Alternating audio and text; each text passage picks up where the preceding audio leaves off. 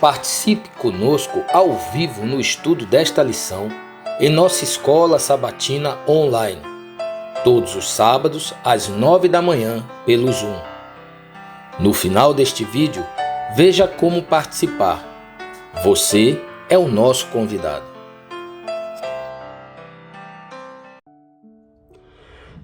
Em nome de Jesus, nesta semana vamos estudar mais uma lição da Escola Sabatina, lição de número 12, que tem como assunto arrependimento e santidade. Deus possa abrir o nosso coração para essas verdades que vamos estudar a respeito da conversão, do arrependimento e a santidade. Oremos em nossos corações para que o Senhor possa iluminar nosso entendimento, nossa mente, e possa ser na realidade esclarecido que Deus tem para cada um de nós. O verso áureo de Atos, capítulo 5, verso 31, diz assim: Deus, com sua destra, elevou o príncipe Salvador para dar a Israel o arrependimento e a remissão dos pecados. Então foi uma resposta de Pedro, que Deus tinha levantado é um príncipe em Israel para dar a remissão dos pecados ao seu povo. Na sequência, vamos então na primeira pergunta da lição. A primeira pergunta diz assim: o que é o arrependimento? Arrependimento é simplesmente receio das consequências que o pecado pode nos trazer. No Provérbios 28, verso 13, diz assim: o que encobre a sua transgressão nunca prosperará, mas o que a confessa e deixa alcança a misericórdia. Que precioso texto, que preciosa promessa, que também é uma advertência, chamando-nos a uma confissão. Daquele que encobre seus pecados, aquele que oculta seus pecados diante dos homens, mas não diante de Deus, existe um detalhe: que ele nunca prosperará na vida espiritual. A vida espiritual dele vai ser uma vida difícil. Confessou, deixou, alcança a misericórdia. Então a primeira pergunta nos fala o seguinte, o que é o arrependimento? Quero ler a nota no Caminho a Cristo, página 23, toda completa, diz assim: muitos fazem hoje a mesma pergunta que fez a multidão no dia de Pentecostes, quando, convencidos do pecado, clamaram: que faremos? Atos 2, 37. A primeira palavra da resposta de Pedro foi: arrependei-vos, verso 38.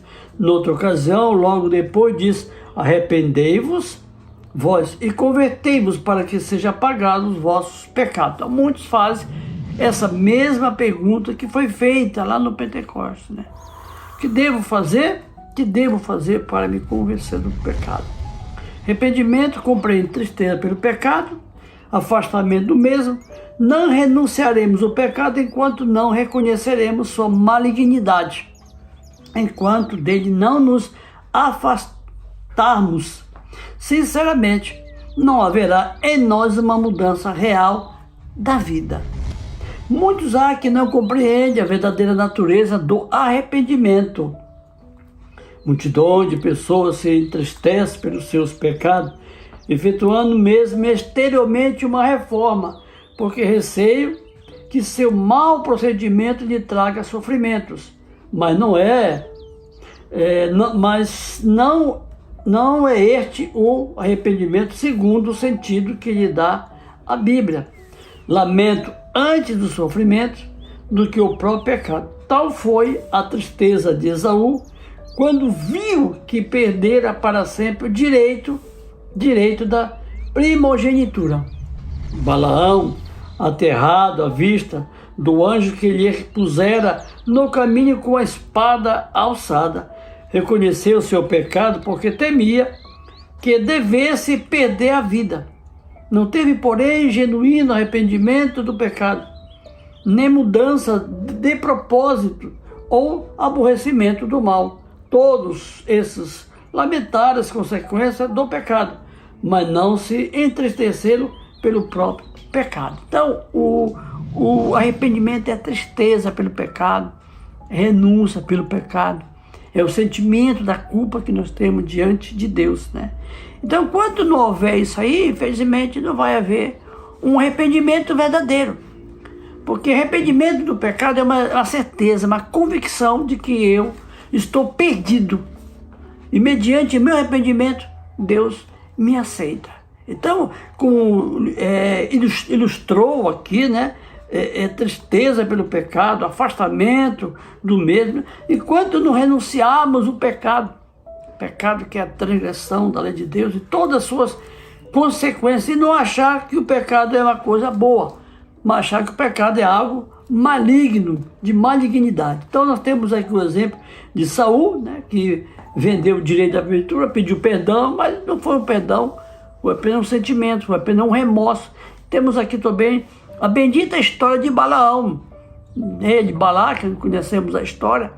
Infelizmente, seu arrependimento também não foi genuíno, porque o arrependimento genuíno, ele dá frutos, mudança de vida, ele dá atitude. A pessoa começa agora a fazer mudança de propósito, de costume, de hábito. Enquanto isso, diz, não se entristecer pelo...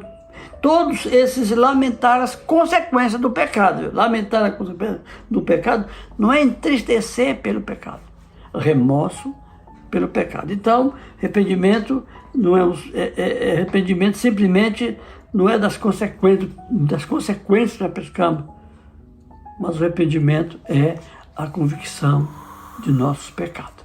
Pergunta de número 2, então, vamos lá, que diz assim: temos que nos arrepender primeiro, antes de podermos aceitar o convite de Cristo? Será que temos primeiro me arrepender, eu tenho que ir ao convite do Espírito Santo de Cristo?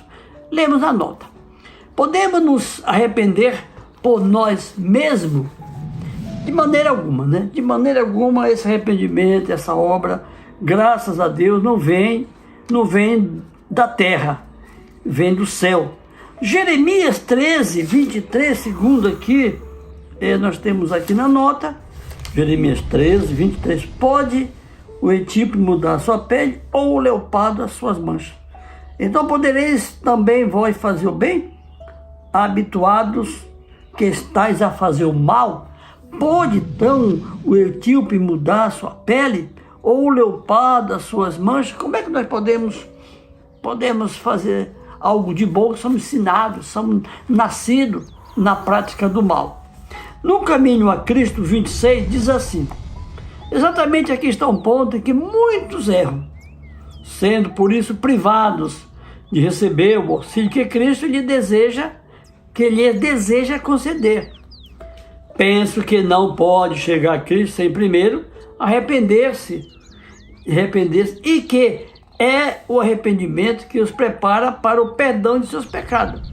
É certo que o arrependimento procede ao perdão dos pecados, pois unicamente o coração quebrantado e contrito é que sente a necessidade de um Salvador. Mas terá o pecador de esperar até que se tenha arrependido, antes que possa chegar a Jesus? Deve fazer-se do arrependimento um obstáculo entre o pecador e o Salvador? É muito claro como ela diz aqui, né? Jamais vamos nos arrepender se não for a influência de Cristo, do Espírito Santo na nossa vida. Então, arrependimento não é um obstáculo para chegar a Cristo, é um meio de chegar a Cristo, né? Primeiramente, recebemos ali a atuação, a graça de Deus, e aí, né, chegamos a Cristo e reconhecemos os nossos pecados, pedimos o perdão. A Bíblia não ensina que o pecador tenha de arrepender-se antes que possa aceitar o convite de Cristo. Primeiro aceitamos o convite de Cristo, pelo Calvário é nos apresentado. Depois, obviamente, é uma sequência muito, muito íntima. Cristo e a conversão, Cristo e o arrependimento, que seria, né, imediato. Vinde a mim todos que estáis cansados e oprimidos, eu vos aliviarei. Mateus 11, 28. É a virtude que emana de Cristo que conduz ao genuíno arrependimento. Pedro elucidou este ponto em sua declaração aos israelitas, dizendo: Deus, com a sua destra, elevou o príncipe Salvador para dar a Israel o arrependimento remissão dos pecados, 5:31 de Atos. Assim como não podemos alcançar perdão sem Cristo, também não podemos arrependendo sem que o Espírito de Cristo nos desperte a consciência que necessitamos de Cristo, necessitamos dele para que possamos nos arrepender de nossos pecados e delitos. E nem sequer nos podemos arrepender sem o auxílio do Espírito de Deus. O arrependimento vem de Cristo, tão seguramente como vem o perdão. Tudo é obra dele, né? Tudo é obra dele. A nossa parte que devemos fazer é aceitar Cristo humildemente, reconhecer que somos pecadores e aceitar a sua graça. Então a Bíblia ensina claramente, né, que antes temos que receber graciosamente o convite. É a experiência pessoal de cada um de nós. A pergunta de número 3 diz assim, meus irmãos: de onde procede todo bom impulso?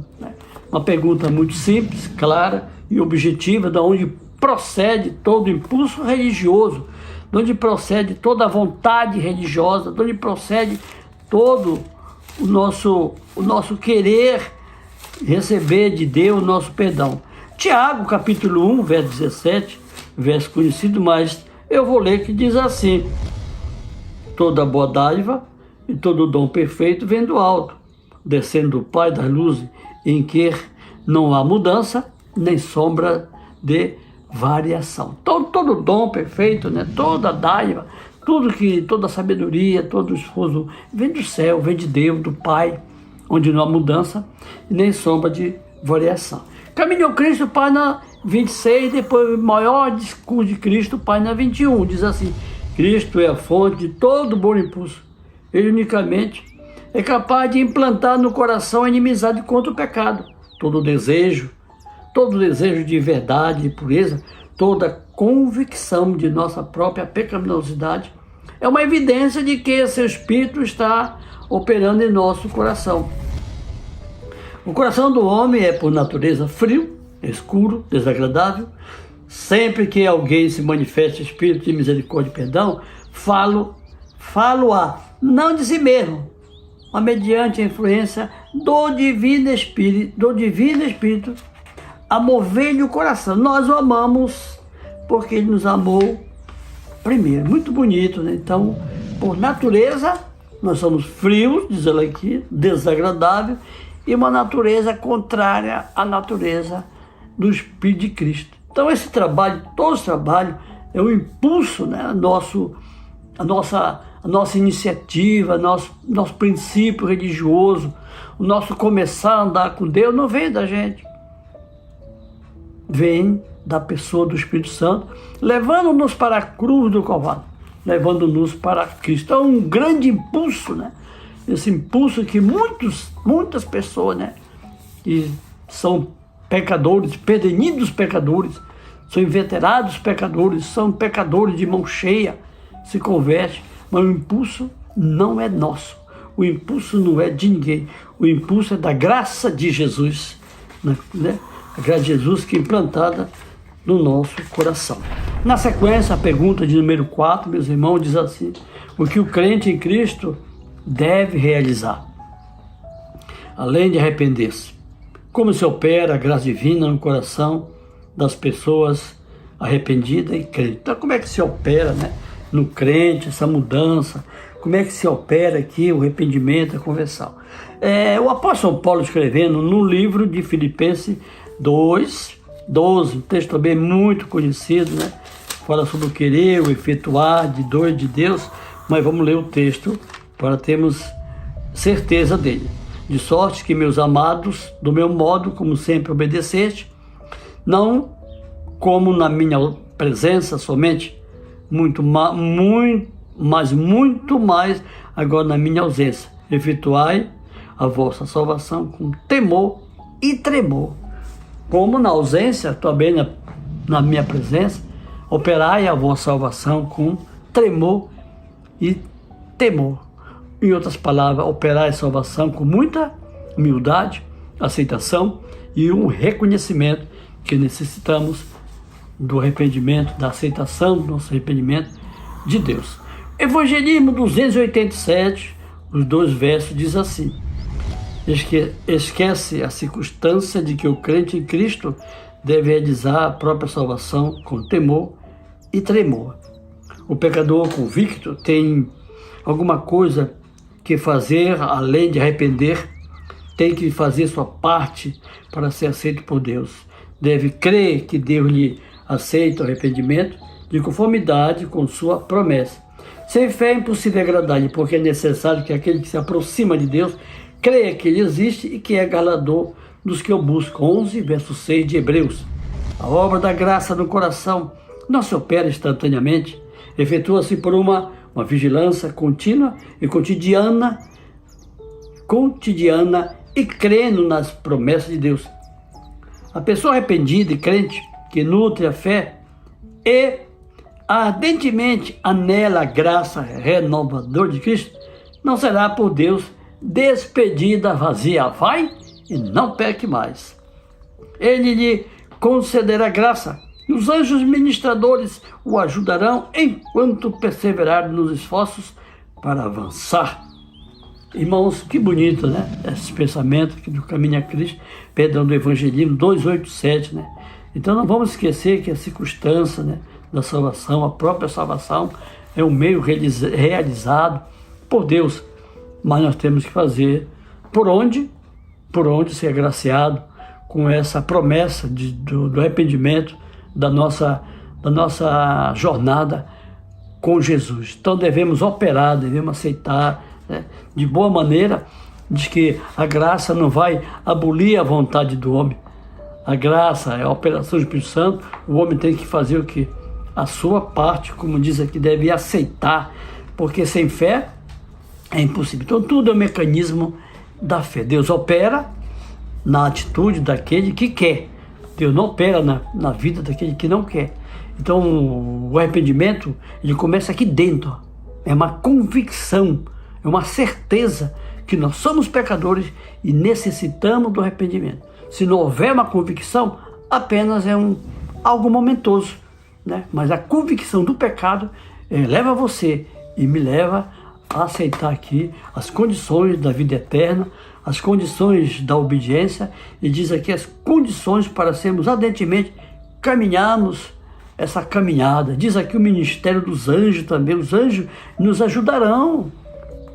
Os santos anjos nos ajudarão nas nossas fraquezas, nas nossas debilidades espirituais, quanto mais, né, também nas nossas necessidades materiais. Vamos à pergunta de número 5, então, que diz: todas as conversões são iguais? De fato, como frequentemente se dá, né? Então vamos ler aqui o Evangelismo 287. Pela pergunta, muito simples: conversões não são iguais. Não são iguais. Vamos lá. Nem todos estão constituídos da mesma maneira. Nem todas as conversões são iguais. Jesus impressiona o coração e o pecador renasce para viver vida nova. Frequentemente as pessoas são atraídas para Cristo sem que ocorra uma manifestação violenta, nem dilaceramento de alma, nem terrores e remorsos. Olharam o Salvador crucificado e viveram.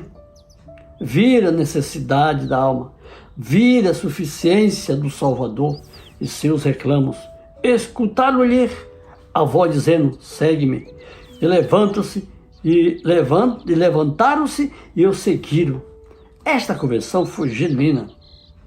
E a vida religiosa foi tão resoluta quanto a de outros que sofreram toda a agonia de um processo violento, né? Então tem pessoas que vêm pelo amor, outros vêm pela dor. Então diz aqui que nem todos são iguais. Lógico, né, irmão? Não somos iguais. Nossos comportamentos humanos não são iguais. Então nossa conversão não pode ser igual. O certo é que todos têm que aceitar e olhar o Salvador crucificado. Olhar e viver, né? Então muitas pessoas, como Jesus falou, o vento sopra para cá, por outro lado, você não vê o vento, mas sente o vento. Mas o outro é diferente, né? O outro vem de maneira mais violenta, né, de maneira mais brusca. O fato é o seguinte, né, que todos nós, chegando o momento da presença de Deus na nossa vida, é bom aproveitarmos essa graça de todas as formas para aceitarmos o convite, né, o convite para uma nova vida, uma conversão, um arrependimento, né? Vamos então à sequência, a pergunta de número 6, diz assim: devemos ser formais e metódicos na propagação da luz e da graça? De fato, qual é a maior prova da atuação do Espírito Santo na vida de uma pessoa? Então, né, metódico, formais, como é que devemos ser? Como é que funciona isso daí, né? Então a atuação é do Espírito Santo, né? Toda a atuação é de Cristo, do Espírito Santo, Deus Pai, santos anjos nos auxiliarão. Mas vamos ler aqui a nota no Evangelismo 282, recebereis o poder, a meditação de 99, página 29. Eu quero ler um texto primeiro aqui no livro de Colossenses 2:8, é um texto bem familiar, bem conhecido, que diz assim: tendo cuidado para que ninguém vos faça presa sua, por meio de filosofias e vã subtileza, segundo a tradição dos homens, segundo o rudimento do mundo, e não segundo Cristo, tendo cuidado, para que não haja aquela conversão por impulso, né? Por filosofias, por subtileza, tradições de homens. E o costume dos homens não é o costume de Deus. Os métodos dos homens não é o costume de Deus. Nossos métodos é humano. O de Deus é muito, muito precioso, muito bonito e muito aceitável, né? Vamos ler aqui a nota, então. Os homens que calculam exatamente como os cultos religiosos devam ser realizados são muito definidos e metódicos na difusão da luz e da graça que parece possuir. Simplesmente não possui muito do Espírito de Deus. Então, não vamos formar o culto, tem que ser assim, tem que ser assim. Não é isso. Essa definição de pessoa metódica tem que ser daquele jeito, não. Diz que essa influência, diz que essa difusão de graça, ela que parece possuir tudo, né? A santidade. Então, simplesmente não possui nada do Espírito de Deus. É que o culto de Deus é uma coisa de maneira a nós reconhecermos as nossas necessidades espirituais e não apenas ficar falando de uma necessidade que só o outro precisa e eu não preciso, né? Então esses são os metódicos, né? Vamos lá.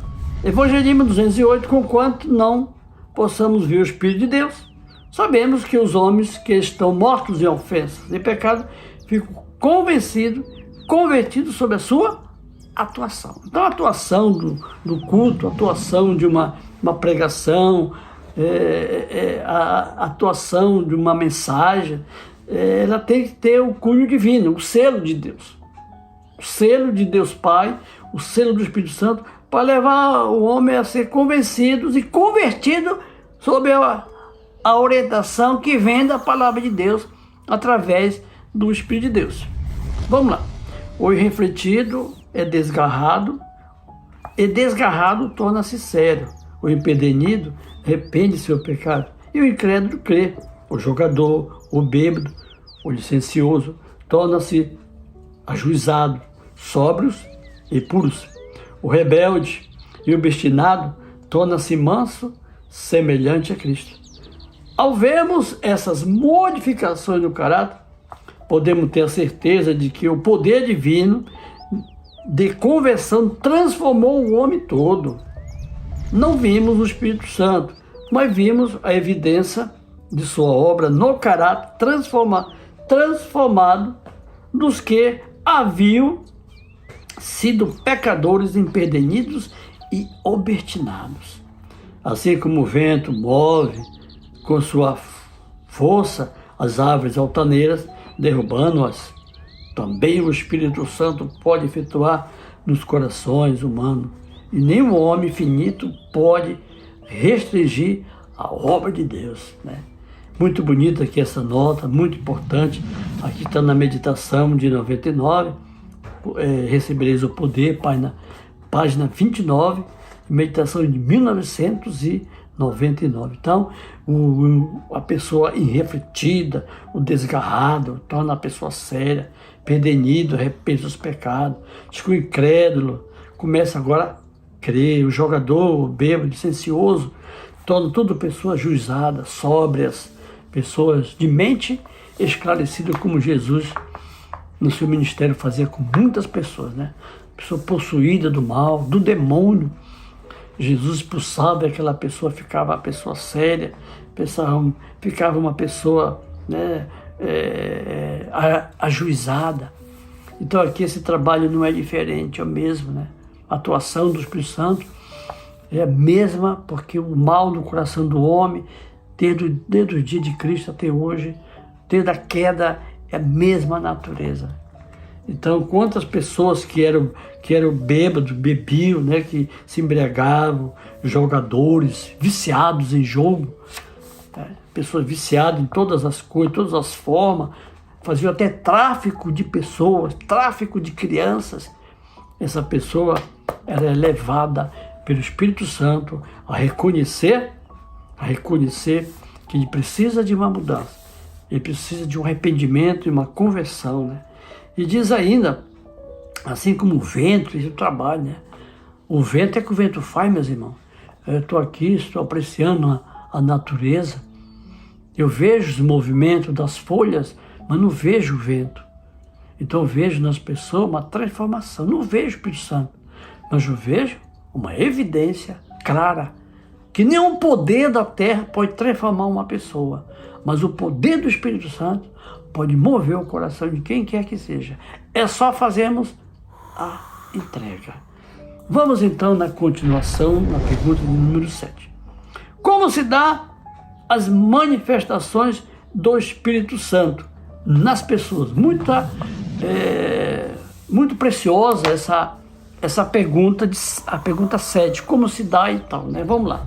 O Espírito de Deus se manifesta de maneira várias sobre homens diferentes. Sob o impulso dessa força, tremerá perante a palavra de Deus. Suas convicções serão tão profundadas que um furacão e tumulto de sentimento parece guiar-lhes o coração. E todo o seu ser se prostra sob a força convencente da verdade. Quando o Senhor fala de perdão à alma arrependida, ela está cheia de ardor, cheia de amor a Deus e cheia de zelo e energia. E o espírito doador da vida que recebeu não pode ser impedido. Cristo é nele uma fonte que salta para a vida eterna. Seus sentimentos de amor são tão profundos e ardentes quanto era a sua aflição e agonia. Sua alma é como a fonte de grande abismo aberta, e ele verte sua ação de graças e louvor.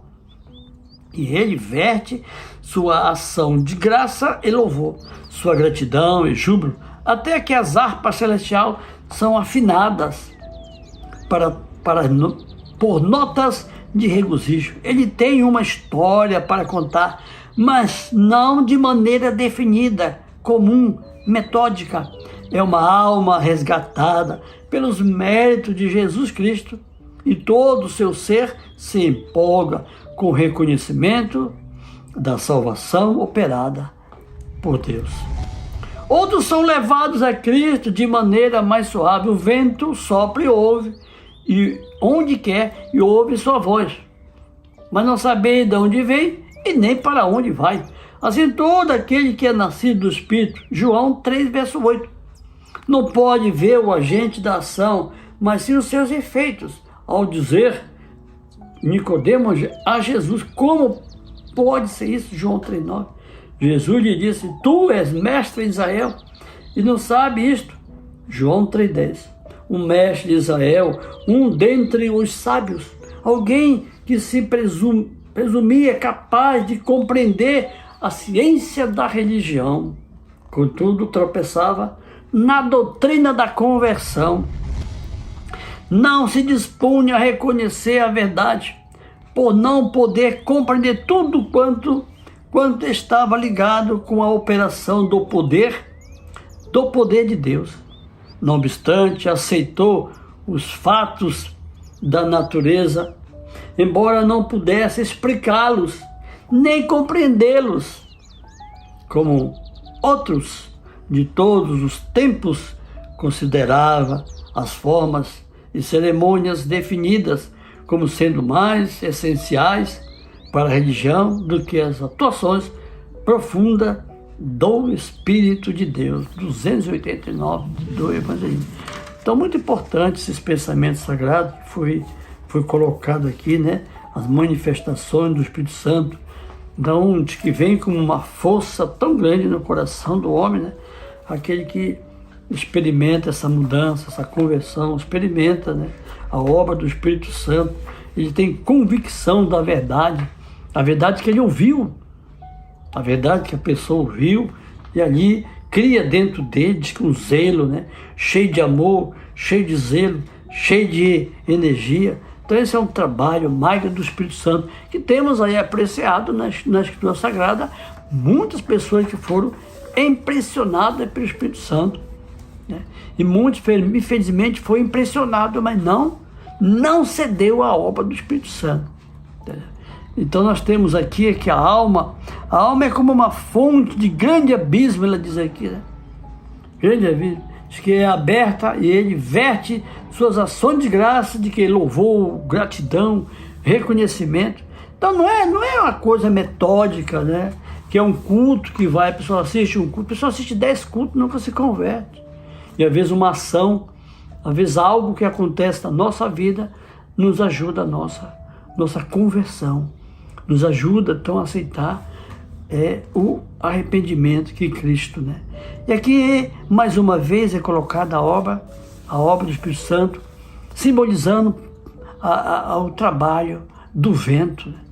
Então o vento a gente só sente, mas a gente não vê o vento, a gente apenas vê as manifestações dele, né? A obra dele. O vento deixa o estrago, como diz o outro. Então, mas o furacão deixa o estrago. Então Nicodemos aqui, ele fez essa pergunta, né? Como muitos precisam ainda se converter, como Nicodemos. Estão dentro da igreja, são religiosos, mas ainda não se converteram. A conversão é uma obra magnânima. Ela pode acontecer no primeiro dia da minha vida com Cristo e pode acontecer há 80 anos na frente. Mas isso é necessário, primeiramente, que eu falei, convicção, né? Convicção do pecado. Vai e não peque mais. Assim como Zaqueu, assim como Mateus, aqui o cobrador de impostos, assim como Ruth, assim como Raabe, a meretriz, muitos deles tiveram essa atuação aqui, ó.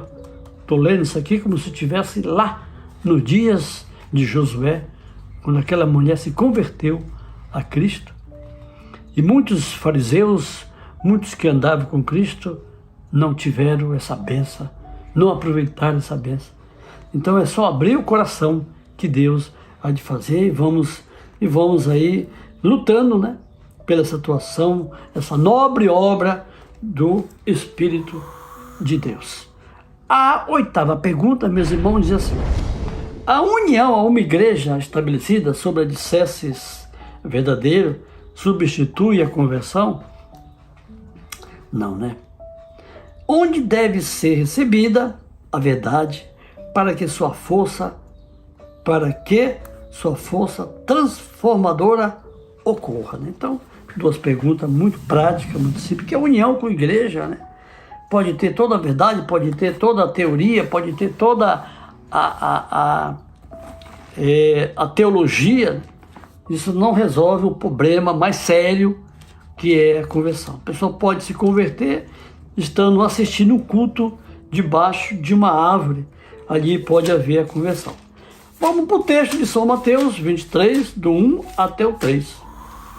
23, do 1 até o 3. Então falou Jesus à multidão e ao seu discípulo, dizendo: na cadeira de Moisés se assentam os escribas e os fariseus. Portanto, tudo que vos disserem, isto fazei e observai, mas não façais conforme as suas obras, porque dizem e não praticam. Então aqui é um alerta, né? A respeito dos fariseus, a respeito dos saduceus, escribas, homens estudados na palavra de Deus naquela época, né? Então devemos fazer o quê? É observar tudo o que eles dizem, mas não devemos fazer o que eles fazem, porque não façais conforme as suas obras. Então eles tinham toda a verdade, mas na vida era uma teoria muito grande, né, que eles tinham. A verdade que eles pregavam do Messias, a verdade nos canônicos sagrados, no livro, era tudo real, tudo certo. Mas infelizmente eles tropeçaram na vida prática, que quando Jesus chegou, demonstrou que eles tinham mais teoria do que a prática. Aqui no livro Evangelismo 290, 291, diz assim: todas as pessoas que é de origem elevada, que é humilde, se não estão convertidas, estão no mesmo pé de igualdade.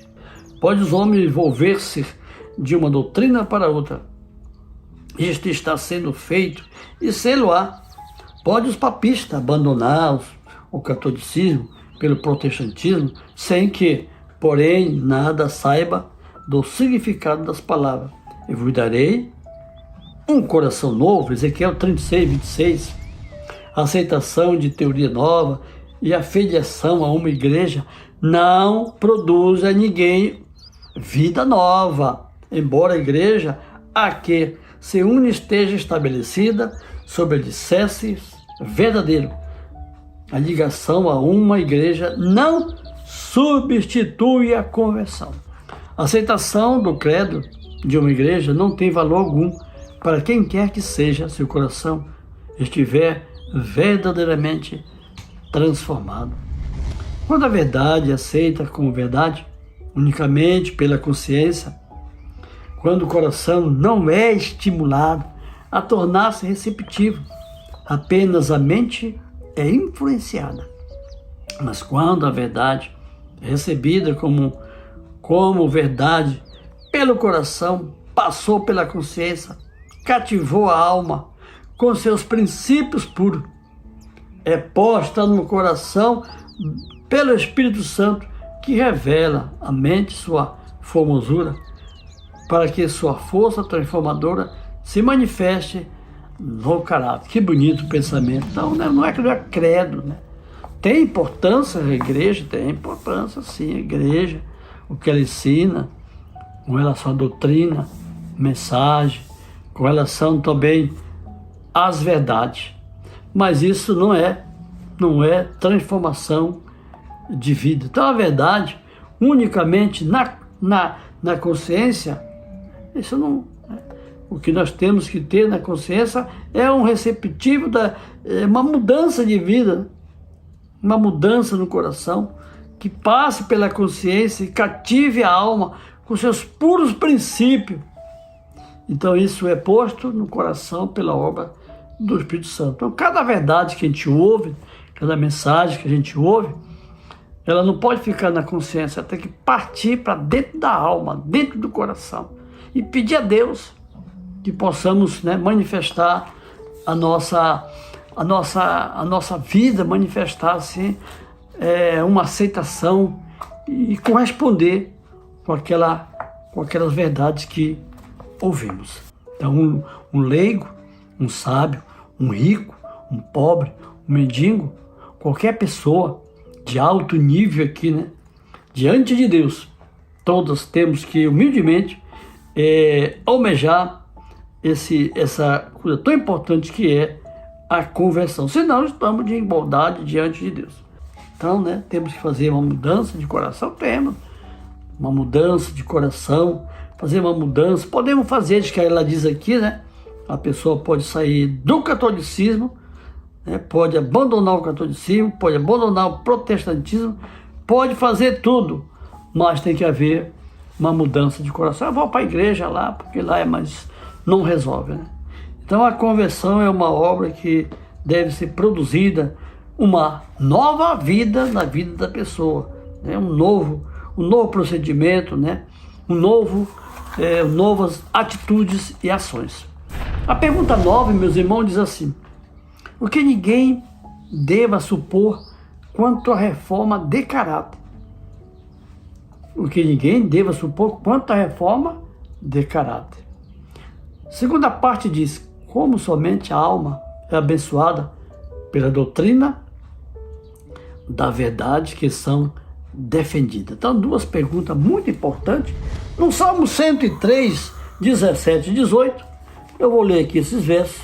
Davi diz assim: mas é de eternidade a eternidade a benignidade do Senhor e sobre aqueles que o temem, e sua justiça sobre os filhos dos homens, sobre aqueles que guardam o seu pacto e sobre os que se lembram de seus preceitos para os guardar. Quero repetir esse texto de novo para não haver equívoco. Mas é de eternidade a eternidade a benignidade do Senhor e sobre aqueles que o temem, e sua justiça sobre os filhos dos filhos, e sobre aqueles que guardam seu pacto, e sobre os que lembram de seus preceitos para os cumprir. Que importância a benignidade, a misericórdia desse Deus eterno, nosso Senhor e Salvador Jesus Cristo. Diz que a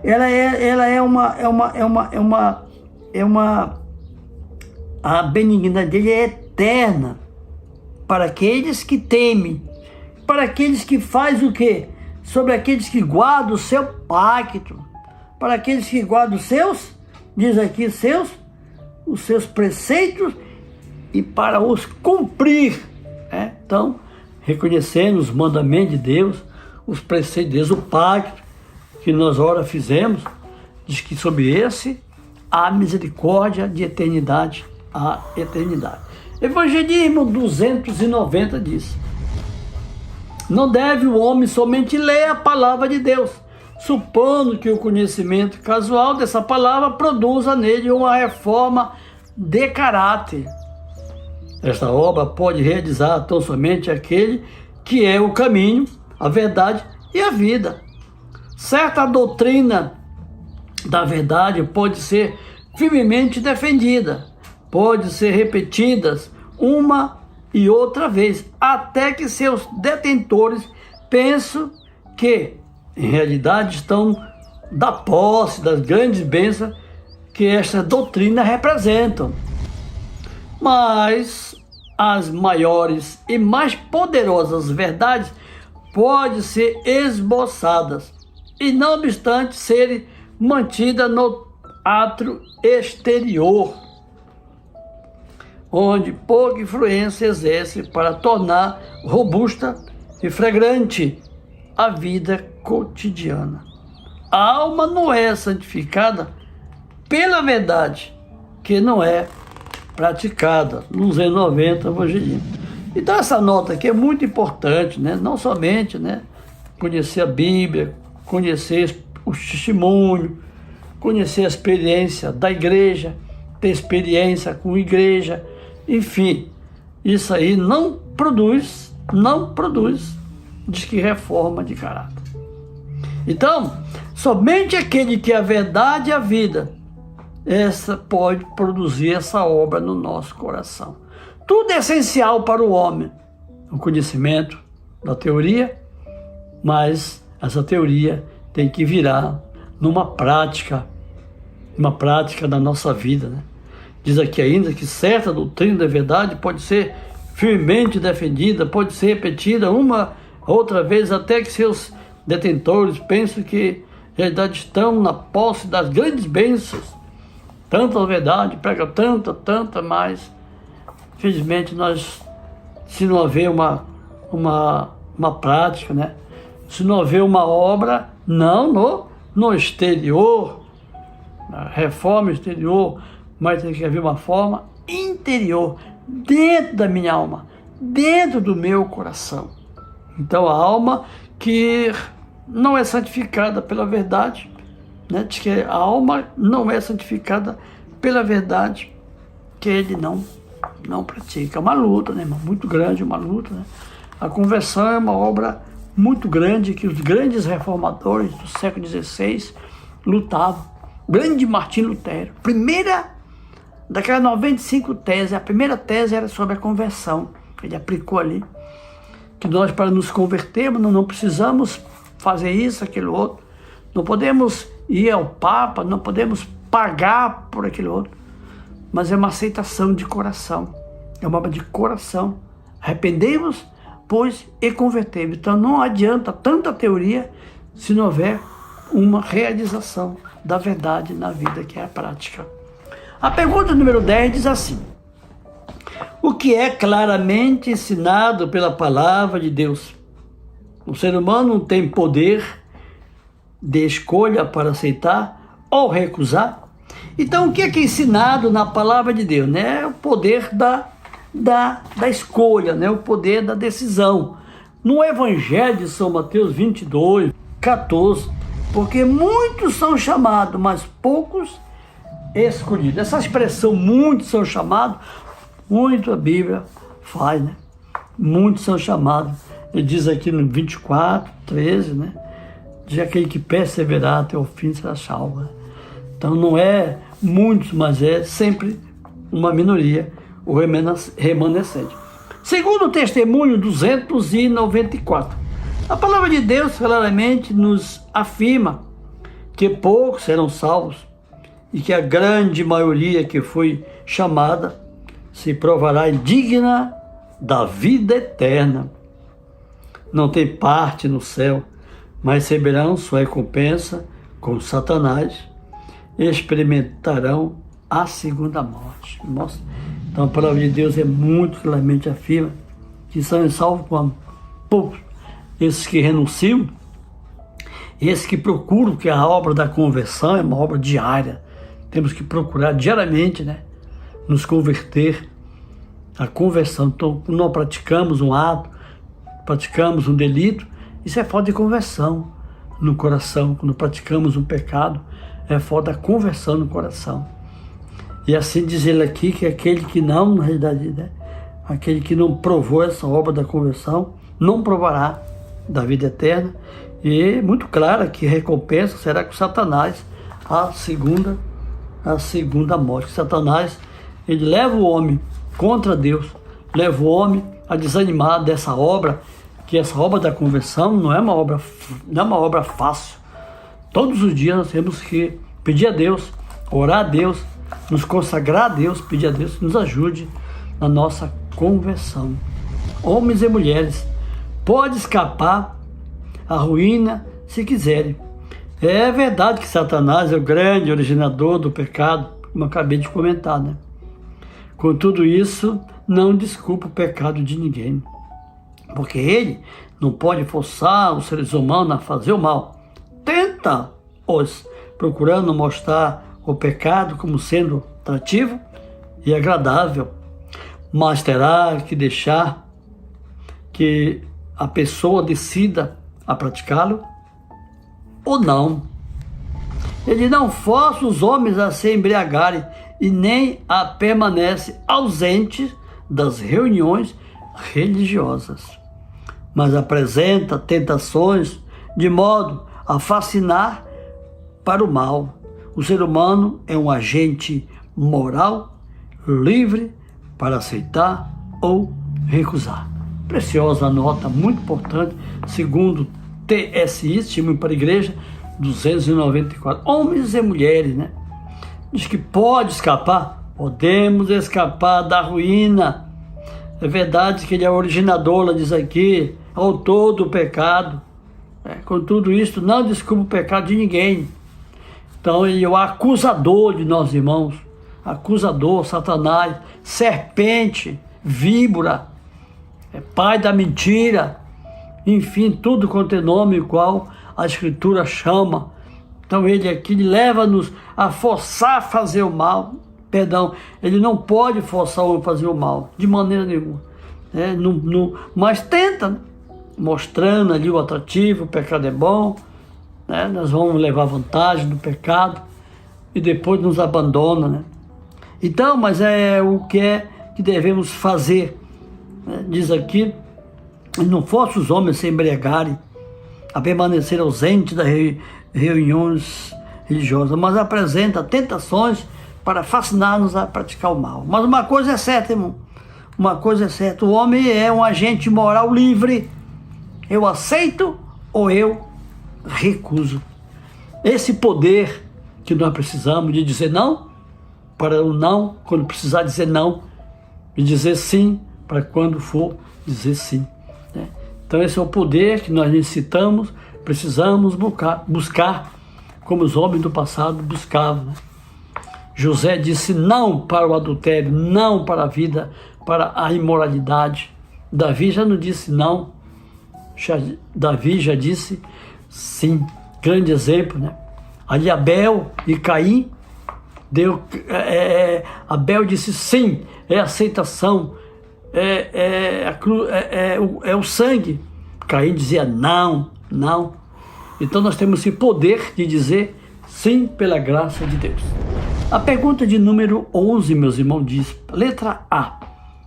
A pessoa, tendo compreendido o amor divino e os encantos da graça, o que fará se aceitar os apelos do Espírito Santo? Letra B. Como os verdadeiramente convertidos produzem obras de santidade na vida? E como é a santificação requerida por Deus? Então, essas três perguntas muito importantes, muito preciosas, né? Como a pessoa compreende ali o amor divino, os encantos da graça, os encantos da salvação, e o que fará para aceitar, que achamos bonito, queremos ir para o céu, almejamos a vida eterna, mas como? O que se fará para aceitar os apelos do Espírito Santo, abandonar os pecados, aceitar a sua obra no nosso coração? E como verdadeiramente podemos produzir esse fruto de santidade, que é a palavra de Deus requerida, como a santificação requerida por Deus. No livro de Romanos 4, 6, ali Paulo fala da conversão dele e da experiência para nós também na nossa vida. 6. Romanos 6, 4-6 diz, fomos, pois, sepultados com ele pelo batismo na morte, para que, como Cristo foi ressuscitado dentre os mortos, pela glória do Pai, assim andemos nós também em novidade de vidas. Porque temos sido unidos a Ele na semelhança de sua morte, certamente também o seremos na semelhança da sua ressurreição. E sabemos isto, que o nosso homem velho foi crucificado com Ele, para que o corpo do pecado fosse desfeito, a fim de não sirvamos mais o pecado. Olha que bonito esses três versos importantes no batismo, né? Selamos ali a nossa sorte, ali selamos, ali fomos selados com Deus, ali o selo da nossa aceitação pelo batismo, né?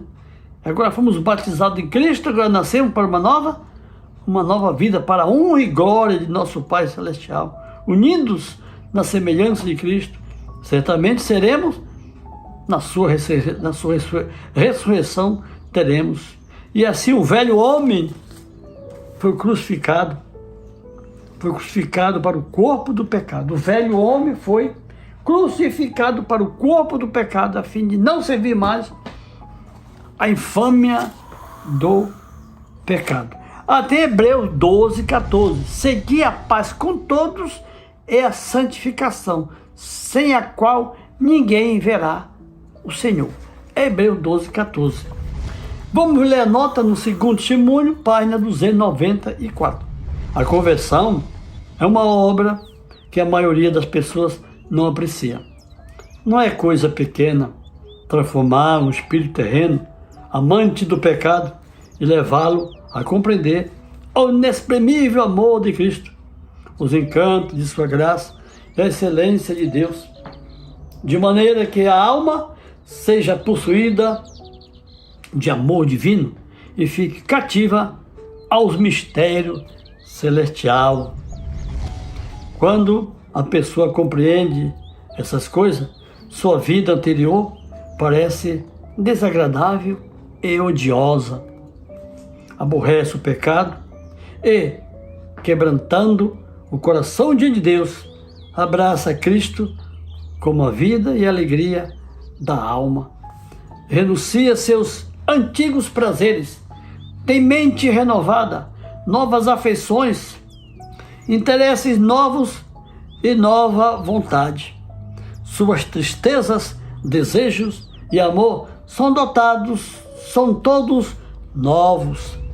A concupiscência da carne, a concupiscência dos olhos e a soberba da vida, até então preferidas a Cristo, são agora desviadas, e Cristo é o encanto de sua vida, a coroa de seu regozijo, o céu que antes não possuía nenhum atrativo, é agora considerado em sua riqueza e glória, e ela o contempla como sua futura pátria, onde verá, amará e louvará aquele que a redimiu por seu precioso sangue. As obras da santidade que lhe parecem enfadonhas são agora seu deleite. A palavra de Deus, anteriormente tediosa e desinteressada, é agora escolhida como seu estudo, sua conselheira. É como uma carta a ela escrita por Deus, trazendo a assinatura do Eterno. Seus pensamentos, palavras e atos são comparados com esta norma e provados. Treme aos mandamentos e ameaças que essa contém, ao passo que se apega firmemente às suas promessas e fortalece a alma, aplicando-as a si mesmo. Prefere agora o convívio dos mais piedosos e os ímpios, cuja companhia antes apreciava, já não lhe causa mais deleite. Lamento-lhe os pecados que antes o faziam rir. Renuncia ao amor próprio e à vaidade. Vive para Deus e é rica em boas obras. Eis a santificação requerida por Deus. Nada menos que isto aceita ele. Segundo testemunho para a igreja, 294. Então, irmão, a conversão de uma alma, né? A mudança de uma alma que é operada pelo Espírito de Deus, né? Como verdadeiramente essa santidade pode ser produzida, como é que essa santificação, como diz Paulo, em quem irmão White aqui dá muitos detalhes, muitas informações.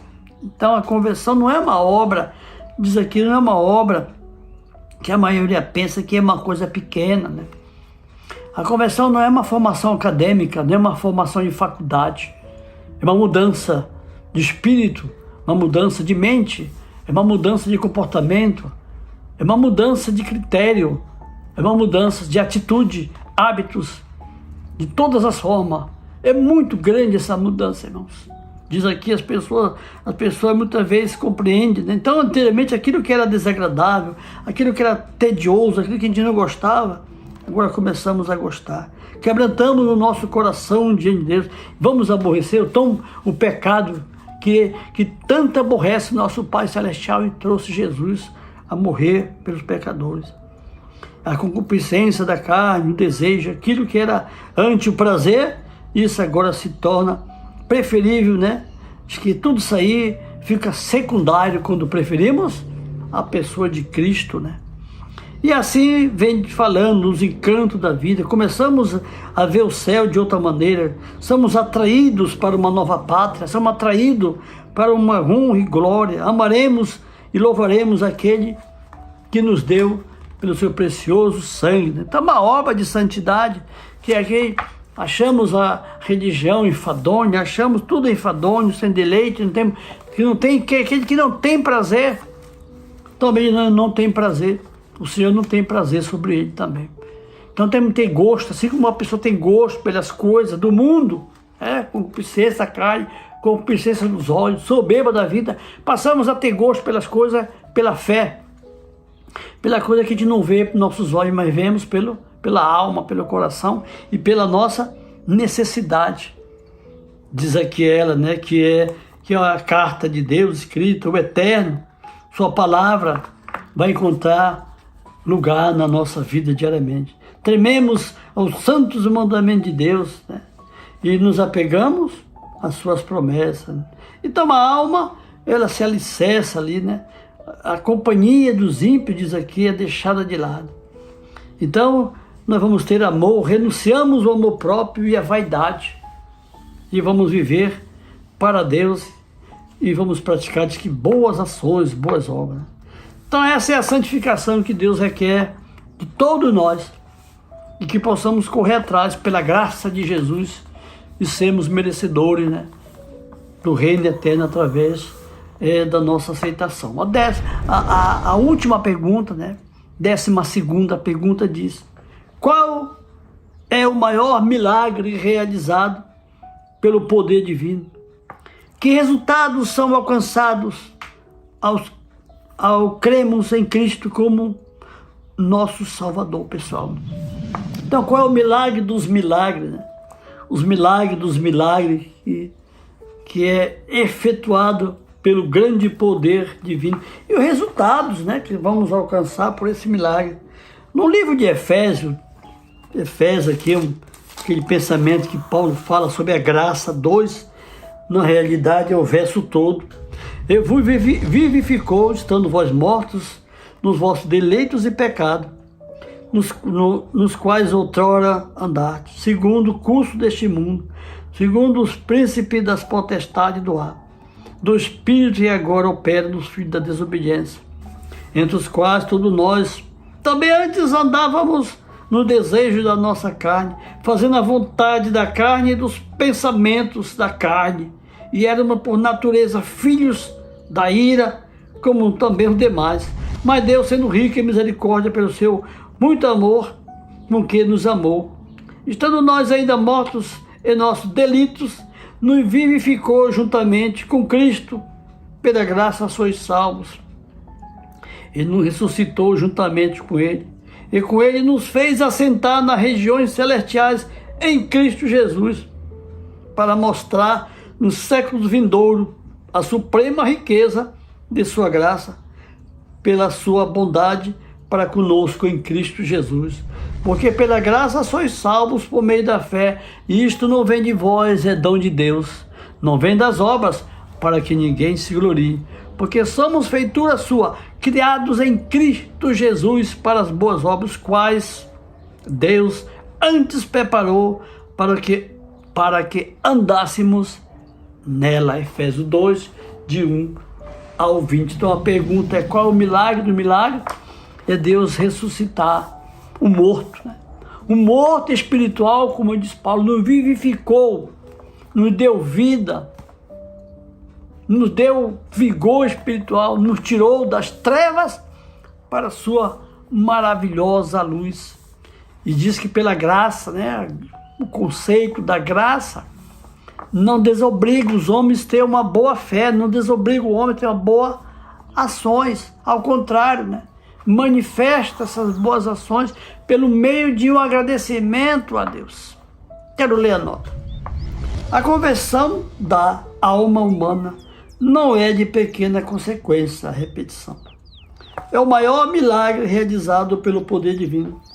Os resultados reais são alcançados ao crer em Cristo como Salvador pessoal, purificados pela obediência à lei de Deus, santificado pela observância perfeita de seu santo sábado, confiando, crendo, esperando pacientemente e operando diligentemente nossa própria salvação com temor e tremor. Aprenderemos que é Deus, que em nós opera tanto a querer como efetuar, segundo a sua vontade. Evangelismo 2, 8, 9. Na repetição, então, é o milagre dos milagres, é o poder de Deus fazer o homem se converter. Vai e não peque mais. Quantas pessoas tiveram essa preciosidade aqui, essa conversão, quando Jesus esteve entre a terra. E assim também no Velho Testamento, vemos então como muitas pessoas se converteram ao Deus de Israel. Vemos ali, a experiência de Sadraque, Mesaque e Abednego. Aqueles homens foram um exemplo de uma conversão genuína, uma obediência genuína. Eles preferiram ir para o fogo do que desobedecer a Deus. Então esse é um processo, isso não é da noite para o dia, isso é um processo que nós temos que lutar. É o maior milagre que Deus pode operar, e eu creio que todos nós desejamos que essa obra seja feita no nosso coração. Portanto, que Deus nos abençoe na sua palavra, nos ajude na nossa batalha aqui, nas nossas fraquezas, na nossa deficiência, mas que possamos sair vencedores nessa obra da conversão. É meu desejo e segue minha oração a mim e a todos os irmãos. Amém. Em nosso site vocês encontrarão estudos, notícias, dicas de saúde, além de todas as nossas lições. Participem conosco através da nossa página no Facebook e assistam todas as nossas lições através do YouTube. Você também pode participar ao vivo das lições da Escola Sabatina todos os sábados a partir das 9 da manhã pelo Zoom. Ligue ou mande uma mensagem para os números de WhatsApp que aparecem na tela e venha estudar conosco. Você é o nosso convidado.